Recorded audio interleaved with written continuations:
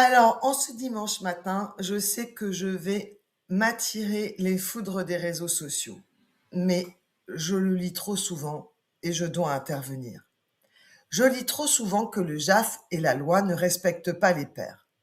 Et que ce que je lis dans vos commentaires, c'est ce que j'entends dans des associations de papas et c'est ce que répètent des milliers d'hommes qui ont le sentiment d'avoir été broyés par un système fait pour les mères. Je comprends tellement cette douleur. Je comprends la rage d'un père à qui on retire du temps avec ses enfants, voire qu'on lui retire ses enfants. Je comprends l'incompréhension. Je comprends le sentiment d'injustice, de colère. Ce sont des réactions humaines face à une situation qui touche et qui touche à ce qu'il y a de plus vital. Mais ce qui me choque, ce n'est pas la colère. On a le droit d'être en colère. Ce qui me choque, c'est l'aveuglement sur ce que cette situation révèle. Parce que voilà ce que je vois, moi, depuis presque 10 ans que j'exerce. Des pères qui se sont laissés prendre par le conflit, qui ont passé des mois, parfois des années, à se battre contre leur ex au lieu de construire quelque chose pour leurs enfants. Des mois à accumuler des pièces pour prouver que la mère avait tort, était folle, était manipulatrice. Et peut-être l'est-elle d'ailleurs.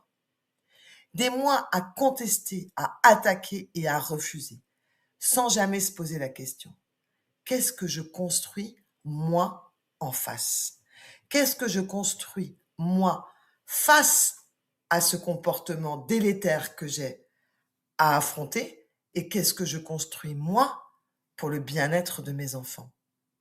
Et entendons-nous bien, et j'espère que tous ceux qui seront dans cette situation écouteront cette vidéo jusqu'au bout. Parce que je ne dis pas que les mères n'ont pas de tort. Il y a des mères qui instrumentalisent les enfants. Il y a des mères qui mentent devant un juge. Il y a des mères qui empêchent délibérément le lien avec le père. Ça existe et c'est grave. Mais ça ne change rien à la question fondamentale. Qu'est-ce que vous, en tant que père, avez construit comme projet pour vos enfants? Pas contre la mère, mais pour les enfants. Quand un père arrive devant un juge avec un dossier entier consacré à démolir la partie adverse, mais sans aucun projet structuré pour ses enfants, pas de proposition concrète d'organisation, pas de réflexion sur le quotidien, pas de vision claire de ce qui est possible de construire, de mettre en place, même petit à petit, même au fur et à mesure du temps. Le juge, lui, ce qu'il voit, c'est un parent en guerre et il ne voit pas un père. Et le JAF ne protège pas les mères contre les pères. Le JAF protège les enfants. Et un juge qui doit trancher entre un parent qui attaque et un parent qui propose, il choisira toujours celui qui place l'enfant au centre de sa réflexion. Le drame, c'est que la plupart de ces pères sont des pères impliqués, des pères présents, des pères aimants, des pères qui comptent dans la vie de leurs enfants. Mais le conflit les a avalés. La douleur les a enfermés dans une posture de combat devant un tribunal. Et cette posture, devant un tribunal, produit exactement l'inverse de ce qu'ils recherchaient. Ce n'est pas le système qu'il faut changer en premier, c'est la manière dont on doit y entrer. C'est de la stratégie, c'est la construction d'un projet.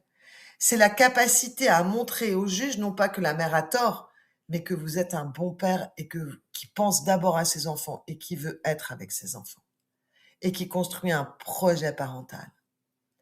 Et quand on s'en rend compte trop tard, la machine judiciaire, elle est lancée. Les pièces sont au dossier.